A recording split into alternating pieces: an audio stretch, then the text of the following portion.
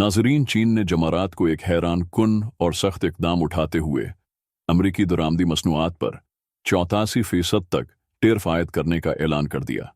ये फैसला एक ऐसे लम्हे में आया जब चीन पहले ही अमरीकी मसनूआत पर 34% टेरिफ लगा चुका था, लेकिन अब ये कार्रवाई एक नई सतह पर पहुंच चुकी थी। चीनी वजारत खजाना के बुध को जारी किए गए बयान में कहा गया, यह फैसला इस वक्त किया गया है जब अमरीकी सदर डोनाल्ड ट्रंप ने चीनी मसनूआत पर 104% टेरिफ नाफिज किए हैं और चीन के रद्दामल में यह इक़दाम ज़रूरी था, लेकिन यह सिर्फ आगाज था।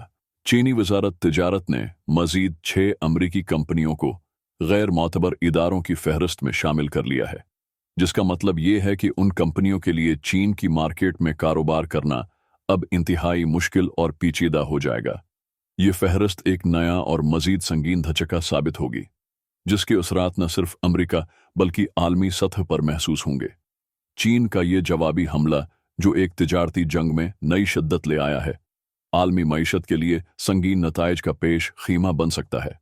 उन नए इक़दामात के पीछे एक गैर मुतवक्का और ताकतूर हिकमत अमली छिपी हुई है, जो आने वाले दिनों में मजीद चैलेंज और तनाजुआत को जन्म दे सकती है।